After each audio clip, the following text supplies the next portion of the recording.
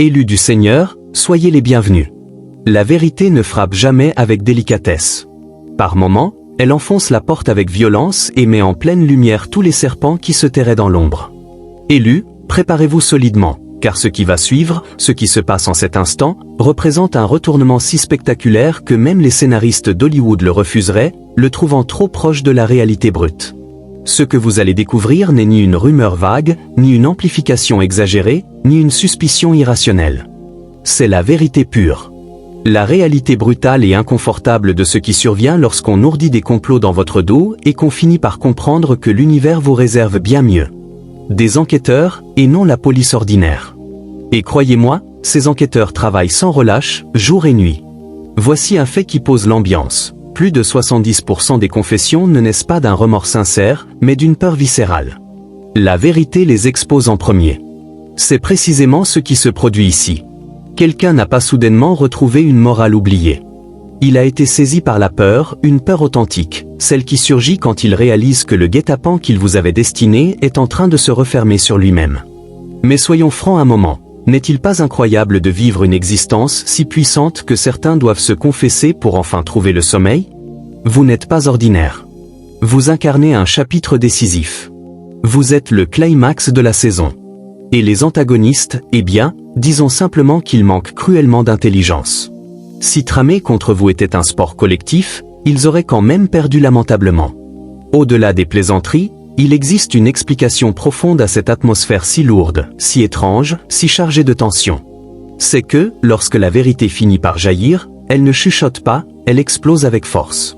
Certains individus imaginent sincèrement qu'ils peuvent comploter, manipuler et tordre la réalité sans la moindre répercussion, comme si le destin lui-même n'était pas assis là, observant tout avec un sourire amusé. Mais voilà la faille majeure. Soit ils confessent, soit la réalité s'en charge à leur place. Leurs propres agissements sont devenus la preuve irréfutable de leur faute. Les indices, leurs intentions secrètes, leurs empreintes digitales et leur conduite elle-même. Le témoignage marque le tournant décisif, l'instant où les masques s'effondrent, où les secrets sortent de l'obscurité, dévoilant le complot qu'ils avaient minutieusement tissé pour provoquer votre ruine. Cela se transforme en scénario de leur propre chute. Et vous restez là, serein, vacant à vos affaires quotidiennes, essayant de saisir pourquoi votre existence ressemble soudain à une séquence inédite d'un documentaire sur les crimes. Alors, tenez-vous prêts, car la suite va révolutionner votre vision de la fidélité, mettre à nu les pulsions sombres que certains dissimulent et démontrer précisément pourquoi leur confession n'était pas un geste de bravoure, mais un pur instinct de survie. Ils n'auraient jamais imaginé que vous tiendriez assez longtemps pour contempler leur vrai visage. La vérité frappe avec une telle puissance parce qu'elle expose un degré d'arrogance que la plupart refusent d'admettre. Ceux qui tramaient dans votre dos ne souhaitaient pas seulement votre échec, ils en étaient absolument convaincus. Ils avaient calibré leurs agissements, leurs mensonges, leur posture et même leur assurance sur l'idée de votre effondrement, bien avant que vous n'atteigniez le stade où leur masque risquerait de glisser. Vous n'étiez jamais censé survivre assez longtemps pour découvrir la laideur tapie derrière leur façade souriante. Votre endurance n'entrait pas dans leurs équations. Et c'est exactement pour cela que tout s'écroule pour eux désormais. Depuis des années, ils vous ont considéré comme un personnage éphémère dans votre propre récit. Quelqu'un qui n'aurait ni la résistance ni la clairvoyance nécessaires pour détecter les patterns. Ils tablaient sur le fait que la vie vous userait, que les épreuves vous broieraient, que les relations vous rendraient aigris, perdus ou épuisés. Ils misaient sur vos anciennes blessures pour accomplir le sale boulot à leur place. Dans leur tête, votre chute n'était pas simplement envisageable, elle était inévitable. Et c'est cette certitude qui leur a donné l'audace d'agir de la sorte. Quand quelqu'un est persuadé que vous n'irez pas jusqu'au bout, il cesse de se préoccuper de ce qu'il cache. Puis, un événement imprévu est survenu. Vous n'avez pas plié, vous n'avez pas disparu, vous n'avez pas faibli. Au contraire, vous êtes resté debout suffisamment longtemps pour que leur vrai comportement se révèle entièrement, et c'est cela qui les terrifie le plus, car ils se retrouvent exposés d'une façon à laquelle ils n'étaient absolument pas préparés. Ils ont dévoilé leurs intentions trop tôt, manifesté leur faiblesse, exposé un égoïsme trop flagrant, et ils ont gravement sous-estimé votre capacité à rester concentré. L'instant où vous avez survécu à leurs prédictions a marqué le moment où tous leurs projets sont devenus un fardeau. Leurs paroles ont commencé à contredire leurs actes. Leur assurance s'est évaporée. Leurs récits sont devenus hésitants. C'est à cet instant que les confessions émergent. Non parce qu'ils regrettent, mais parce qu'ils prennent conscience que la personne qu'ils ont tenté d'éliminer est toujours là, pleinement éveillée, pleinement lucide et parfaitement capable de relier chaque point. Vous n'étiez pas supposé atteindre cette scène, mais vous y êtes parvenu, et désormais ils doivent affronter la vérité que vous n'auriez jamais dû découvrir. Le moment où votre utilité leur est devenue évidente coïncide avec celui où ils ont commencé à organiser votre éviction. Cette réalité est dure, mais c'est l'une des vérités les plus crues que l'on admet rarement. Ceux qui ont conspiré contre vous ne vous ont jamais valorisé pour ce que vous étiez réellement. Ils vous ont apprécié pour ce que vous pouviez leur apporter, l'accès, le soutien, les opportunités, le confort qu'ils obtenaient sans effort. Pour eux, vous n'étiez pas une personne à part entière, vous étiez une utilité. Et dès qu'on vous perçoit comme une simple fonction, on commence aussi à évaluer le moment où cette fonction devient superflue. Dès l'instant où vous êtes devenu précieux, un compte à rebours s'est enclenché dans leur esprit. Ils adoraient prélever de vous, mais ils n'ont jamais envisagé de vous garder durablement auprès d'eux. Pourquoi ? Parce que l'utilité crée la dépendance, et la dépendance expose leur fragilité. Ils détestaient devoir compter sur quoi que ce soit de votre part, même s'ils en étaient profondément dépendants. Cette contradiction a engendré un ressentiment qui s'est mué lentement en sabotage. Au plus profond d'eux, ils redoutaient le jour où vous prendriez conscience de votre propre valeur. Alors, ils ont tenté de vous écarter avant que cela n'arrive. Les individus de ce genre fonctionnent selon leur propre logique tordue. Dès qu'ils sentent que vous devenez trop solide, trop conscient, trop assuré ou trop autonome, ils entament la préparation de leur retrait. Le plus cruel, c'est qu'ils s'arrangent pour vous faire passer pour le problème, afin de pouvoir s'éclipser sans laisser de traces. Votre ascension menaçait leur prise, votre clairvoyance menaçait leur version des faits. Votre évolution menaçait la représentation de vous qu'ils se sentaient à l'aise d'exploiter. Voilà pourquoi la trahison de ces personnes est si déconcertante. Un jour, ils vous couvrent d'éloges, le lendemain ils deviennent distants, et finalement ils conspirent dans l'ombre. Mais la réalité est limpide, ils n'ont jamais eu l'intention de rester. Vous ne correspondiez plus au rôle qu'ils vous avaient assigné. Ils ont orchestré leur départ tout en profitant encore de votre présence. Ce qui les a trahis, c'est que vous n'avez pas craqué, vous ne vous êtes pas accroché, vous ne vous êtes pas rapetissé. Quand vous avez continué à avancer, ils ont paniqué. Leur ressentiment s'est transformé en plan d'action, et leur plan s'est mué en confession, car au fond ils savaient que vous aviez enfin quitté la zone de confort qu'ils avaient soigneusement édifiée pour vous. Leur plan a débuté dès que vous êtes devenu utile. La chute a commencé dès l'instant où vous avez dépassé cette utilité. Leur trahison n'était pas soudaine. C'était un investissement qu'ils avaient patiemment constitué au fil du temps. La trahison que vous affrontez n'est pas sortie de nulle part. Ce n'était pas un accès de colère, de jalousie ou une impulsion irrationnelle. Elle a été méticuleusement bâtie, scrupuleusement planifiée et nourrie comme un placement à long terme. Ceux qui conspirent contre vous envisagent votre chute comme un portefeuille financier. Ils traquent chaque faiblesse, chaque hésitation, chaque pattern comportemental. Ils accumulent les informations comme une monnaie précieuse, cataloguent les erreurs comme des actions boursières et attendent patiemment le moment parfait pour exploiter votre vulnérabilité. Voilà pourquoi l'impact de la trahison ressemble à un coup de tonnerre. Cela semble brutalement soudain parce que vous n'aviez pas prêté attention aux signes de leurs intentions. Ces individus passent des années à étudier comment vous manipuler sans éveiller les soupçons. Ils observent vos réactions sous pression, ceux à qui vous accordez votre confiance, ceux qui vous passionnent, ceux qui vous irritent et ceux qui vous mettent mal à l'aise. Chaque échange, chaque interaction, chaque désaccord en apparence anodin est archivé dans leur esprit, prêt à être utilisé quand ils jugeront l'instant propice pour attaquer. Plus ils accumulent de données, plus ils deviennent audacieux, et c'est là que réside le vrai péril. Ils n'ont pas découvert la trahison par hasard. Ils l'ont élaborée. Quand vous comprenez enfin ce qu'ils ont fait, c'est presque fascinant de voir les couches se dévoiler une à une. Chaque geste de gentillesse qu'ils ont offert pouvait être calculé pour vous désarmer. Chaque parole d'encouragement pouvait être un moyen de vous contrôler. Toute leur relation avec vous se révèle être une carte remplie d'intentions et de duperies. Et le plus effrayant, c'est le caractère méthodique de tout cela. Ils vous traitaient comme un cas d'étude, une session stratégique et un terrain de bataille en même temps.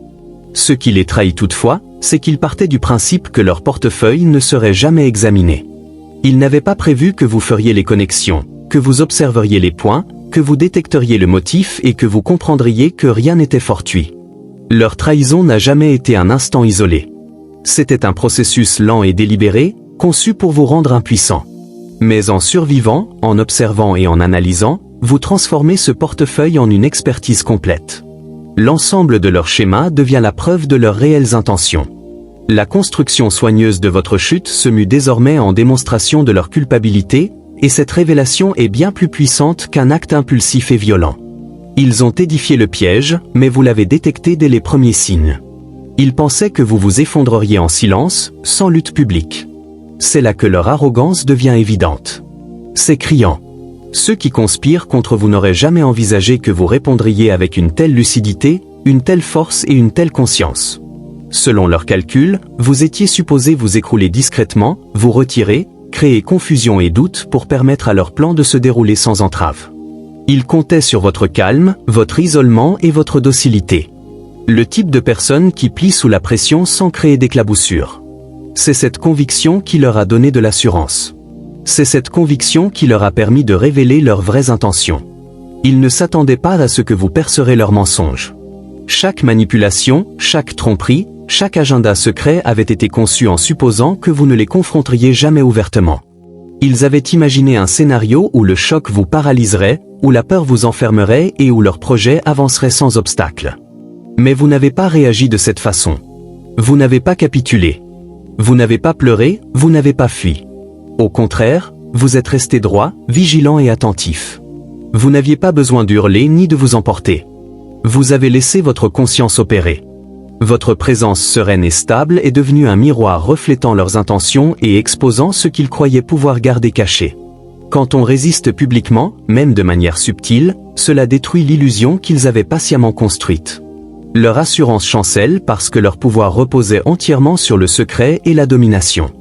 Dès que vous entrez dans la lumière, leurs récits s'effritent, leurs mensonges deviennent flagrants, la manipulation devient transparente et leur panique se manifeste de multiples façons. Ils ne s'y étaient pas préparés. Ils n'étaient pas prêts pour quelqu'un qui non seulement survit au complot, mais prospère tout en le révélant. La prise de conscience terrifiante pour eux est que la version docile et obéissante de vous n'a jamais existé. Et c'est pourquoi ils paniquent. Ils pensaient que le silence serait votre arme, mais votre présence et votre vigilance sont devenus les leurs. Ils croyaient pouvoir maîtriser l'histoire en vous la dissimulant, mais vous avez inversé la donne simplement en refusant d'être invisible. Leurs plans, autrefois cachés, sont désormais exposés à la lumière, et cette révélation est bien plus dévastatrice qu'une confrontation directe. Vous n'avez pas cédé sans résister, et c'est pourquoi tout ce qu'ils ont érigé contre vous s'écroule. Ils n'étaient pas simplement envieux. Ils étaient terrifiés à l'idée que vous les dépassiez. La vérité sur ceux qui conspirent contre vous est rarement une jalousie banale. Elle est plus profonde, plus sombre et infiniment plus personnelle. Ils n'étaient pas seulement jaloux de vos accomplissements ou de vos chances. Ils étaient épouvantés à l'idée du jour où vous les surpasseriez si totalement que leur place dans votre vie deviendrait insignifiante. Cette peur est discrète. Elle ne s'exprime pas ouvertement. Elle se dissimule derrière une nonchalance feinte, des remarques anodines, des sourires contraints et une bienveillance calculée. Mais en dessous, chaque geste vise à vous contenir, à vous empêcher d'atteindre le niveau où vous n'auriez plus besoin d'eux et où ils ne pourraient plus vous influencer. Les individus de ce genre vivent dans un univers de hiérarchie mentale. Ils savent qui dépend d'eux, qui peut être dominé et qui risque de les rendre obsolètes. Cette dernière catégorie devient une cible prioritaire. Ils peuvent tenter de vous séduire, de vous embrouiller ou de vous détourner de votre élan, tout en se convainquant qu'ils agissent par sollicitude ou fidélité. Mais la réalité est impitoyable, leur terreur d'être dépassés guide toute leur stratégie. Ils planifient, élaborent des tactiques et manœuvrent parce que l'idée de perdre leur emprise psychologique sur vous est insoutenable. Cette crainte d'être surpassé explique pourquoi la trahison est souvent si méticuleuse. Ils ne réagissent pas simplement, ils anticipent. Ils essaient de prévoir vos mouvements, de miner subtilement votre assurance et même de modifier les circonstances pour freiner votre avancée. Chaque pas que vous faites vers l'autonomie ou la maîtrise de soi déclenche leur affolement. Ils ne supportent pas l'idée que vous puissiez évoluer hors de leur portée, car votre progression met en lumière leurs faiblesses, leurs limites et leurs insécurités. Ce qui rend cette peur si visible, c'est sa transparence dès qu'on refuse de se diminuer. Dès l'instant où l'on pose ses limites, où l'on revendique son pouvoir et où l'on embrasse son évolution, leur panique devient tangible. Les confessions jaillissent, les mensonges s'effondrent et leur vraie nature éclate. Leur motivation se dévoile. Ils n'étaient pas simplement envieux. Ils avaient peur, ils étaient désespérés et acculés par la force même qu'ils avaient sous-estimée.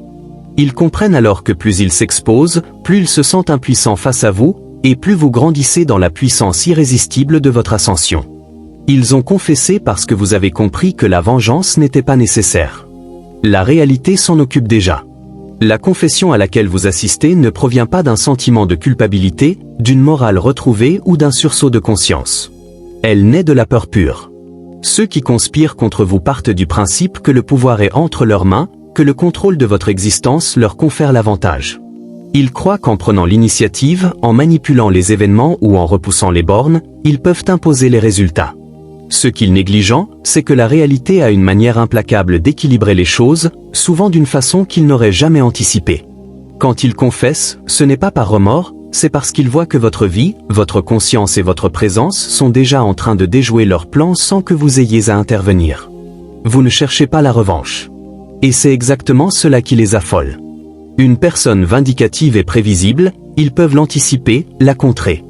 Mais quelqu'un qui survit simplement, prospère et expose la vérité par la lucidité et l'observation est inarrêtable. La réalité elle-même devient l'instrument qui retourne leurs projets contre eux. Chaque mensonge qu'ils ont édifié, chaque manipulation qu'ils ont exécutée, chaque recoin où ils pensaient se cacher se retourne désormais contre eux. La peur de ce reflet, la peur de voir leurs propres intentions se défaire sans intervention extérieure les pousse à confesser. Leur aveu est fondamentalement la reconnaissance qu'ils ont perdu la maîtrise. Ils ont compris que leurs plans sophistiqués, leurs calculs, leurs duperies et leurs manipulations sont impuissants face à une existence vécue avec conscience et intégrité. Vous n'aviez pas besoin de les affronter directement. Vous n'aviez pas besoin de semer le chaos. Votre simple existence pleinement consciente, observatrice et refusant d'être enfermée dans les rôles qu'ils vous avaient imposés a suffi. La réalité est impitoyable dans son impartialité. Elle ne transige pas. Elle n'oublie rien, et le pardon suit son propre calendrier. Au moment où ils confessent, ils réalisent que ce sont leurs propres actes, et non vos réactions, qui les exposent.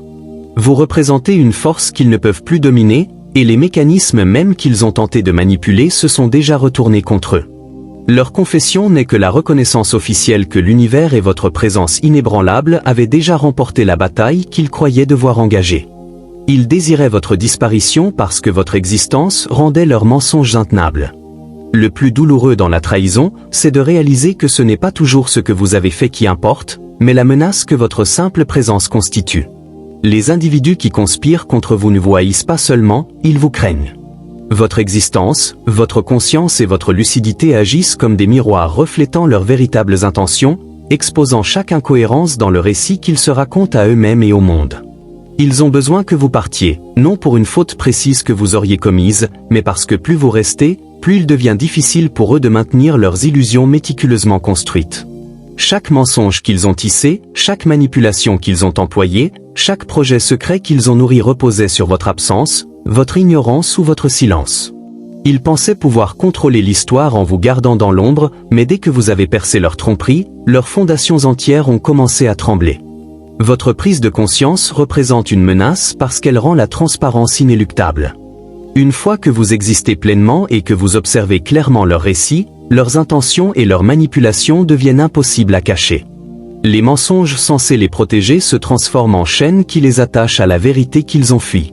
L'ironie est cruelle, ils ont peut-être planifié, conspiré et manipulé pendant des mois, voire des années, mais ils n'avaient pas prévu que la personne même qu'ils visaient deviendrait la force qui les démasquerait. Vous n'aviez pas besoin de les confronter à chaque étape. Votre seule présence est un rappel constant de responsabilité. Chaque échange, chaque parole, chaque victoire que vous remportez met en évidence les failles dans le récit qu'ils tentent d'imposer. Quand ils finissent par confesser, ce n'est pas parce qu'ils ont soudain une conscience, c'est parce que la réalité elle-même les a coincés. Ils ne peuvent plus soutenir leurs mensonges sans se trahir, sans révéler leur fragilité. Ils comprennent que votre existence a déjà accompli ce que leur plan n'aurait jamais pu réaliser. Elle a forcé la vérité à émerger. Vous n'aviez pas besoin de les démanteler par la confrontation ou la ruse. Le simple fait que vous soyez éveillé, conscient et inflexible rendait impossible le maintien de leur duperie. Et c'est pourquoi ils s'affolent, vouent et se débattent. La vérité que vous incarnez a détruit la toile même qu'ils avaient tissée pour dominer la réalité. Ils ont échoué parce qu'ils ont sous-estimé votre essence et non votre situation. L'une des réalités les plus dures concernant ceux qui conspirent contre vous est leur habitude persistante à mal juger la vraie force. Ils passent des heures, des jours, voire des années à scruter votre environnement, à traquer vos habitudes, à calculer chaque vulnérabilité imaginable. Et pourtant, ils ignorent l'unique élément qu'ils ne peuvent dominer, l'essence même de votre être. Ils croient qu'en manipulant les circonstances, en vous isolant ou en multipliant les obstacles, ils peuvent vous briser. Ce qu'ils ne saisissent pas, c'est que votre situation est passagère, mais votre essence ou votre résilience, votre conscience, vos instincts, restent imperméables à la pression extérieure. Ils ciblent votre environnement parce qu'il est tangible, quantifiable et plus facile à influencer. Ils supposent que s'ils maîtrisent le récit, les ressources, les relations autour de vous ou même les petites opportunités, ils vous maîtrisent. Ce qu'ils négligent, c'est votre ancrage intérieur, cette partie de vous qui demeure solide même quand le monde extérieur est en chaos. C'est là que leur projet s'effondre. Ils commettent une erreur fondamentale en confondant influence et domination, contrôle et pouvoir, manipulation et inéluctabilité. Ils oublient qu'une personne qui connaît sa valeur, maintient sa vigilance et fait confiance à son intuition est impossible à acculer totalement. Chaque ruse qu'ils ont imaginée, chaque plan qu'ils ont mis en œuvre, chaque manipulation qu'ils ont tenté visait les circonstances et non la personne profonde. Leur échec ne vient pas d'un plan mal conçu, mais du fait qu'ils ont présumé que les circonstances définissaient un individu. Ils ont ignoré que votre essence, cette alliance de conscience, de résilience et d'intuition, est imperméable à leur tactique. Et c'est pourquoi, quelle que soit la précision avec laquelle ils ont orchestré les événements, aussi habilement qu'ils aient tenté de vous isoler ou de vous intimider, tout leur édifice a croulé. Dès qu'ils ont compris que leur calcul était vain, la panique s'est installée. Leur assurance s'est fissurée, car ils ont réalisé trop tard qu'ils n'avaient jamais eu de réel contrôle. La vérité est claire, vous avez survécu et vous les avez exposés non parce que la vie était clémente ou que les circonstances vous ont favorisé, mais parce que votre force intérieure est restée inébranlable. Et c'est cette force intérieure inébranlable qu'ils ont sous-estimée. Et finalement, c'est elle qui a provoqué l'échec total de leur projet. Ils ont oublié que les personnes intègres n'ont rien à craindre de la police. Dès qu'on commence à comploter contre vous, l'esprit devient un dédale de duperies, de mensonges et de précautions, une façade minutieusement édifiée. Ils croient qu'en effaçant les traces, en déformant la vérité ou en manipulant les faits, ils peuvent conserver la maîtrise du résultat par la perception des autres. Ce qu'ils ne comprennent pas, c'est une vérité fondamentale, presque inébranlable. Les personnes honnêtes n'ont jamais besoin de se justifier. Leurs actes, leurs paroles et leurs choix sont assumés à visage découvert parce qu'elles n'ont rien à redouter. Ceux qui conspirent contre vous, en revanche, vivent dans une terreur permanente d'être vus, surpris ou démasqués. Quand ils préparent quelque chose de malveillant, leur univers entier devient un château de cartes fragiles. Chaque interaction est calculée, chaque geste surveillé et chaque mensonge placé avec précision pour éviter la détection. Ils dépensent une énergie colossale à se cacher qu'ils en oublient la différence essentielle entre culpabilité et innocence. Ils oublient que celui qui n'agit pas avec malice avance librement dans la vie, sans le fardeau des secrets, sans la crainte incessante d'être scruté. La paranoïa les aveugle. L'idée que les autorités ou même un observateur attentif puissent découvrir leurs agissements devient un cauchemar. Car pour eux, être exposé équivaut à l'anéantissement. C'est exactement cette peur qui conduit aux confessions. Quand ils réalisent que leur édifice vacille, que les preuves existent, que la vérité émerge ou que leurs mensonges sont remis en question, la panique les envahit. Ils confessent non parce qu'un remords soudain les saisit ou qu'une illumination morale les frappe, mais parce qu'ils comprennent que le système, qu'il soit légal ou naturel, se dresse contre eux. Les précautions même qu'ils ont prises pour éviter l'exposition mettent désormais en lumière leurs intentions, transformant leurs efforts de camouflage en preuves accablantes. Pendant ce temps, vous vous tenez du côté de la vérité qui n'a rien à dissimuler.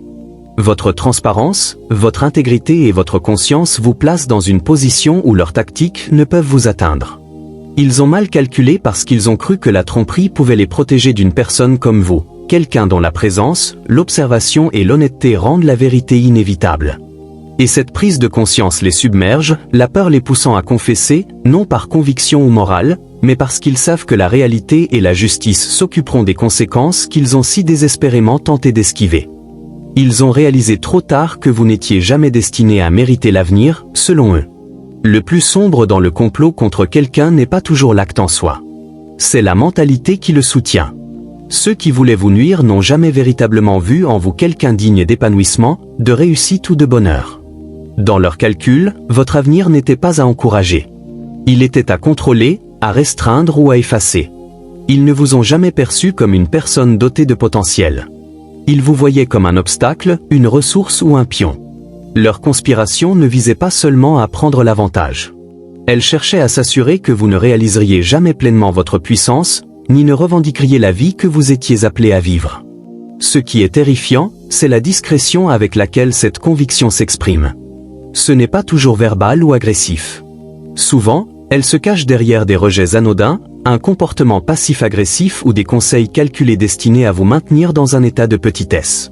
Ils tentent subtilement de remodeler votre perception de ce que vous méritez, d'insuffler le doute et de manipuler les circonstances pour que votre potentiel paraisse hors de portée. Chaque complot, chaque sabotage, chaque mensonge trouve sa source dans cette croyance que vous ne méritez pas de vous élever, de briller ou d'entrer dans la plénitude de votre destinée. Le moment où ils comprennent que vous avez ignoré leur tentative de vous limiter est celui où la panique s'installe. Ils confessent, non par culpabilité, mais parce que les bases de leur emprise se sont effondrées. Toute leur vision du monde reposait sur l'idée que vous vous sentiriez indigne, que le monde était trop vaste, trop complexe ou trop hostile pour que vous réclamiez ce qui vous revient. Votre résilience, votre lucidité et votre détermination démontrent que leur vision était erronée. Vous existez, vous avancez et vous triomphez malgré eux, et cette réalité les épouvante. Leur confession concerne moins l'aveu de leur tort que la reconnaissance de leur échec.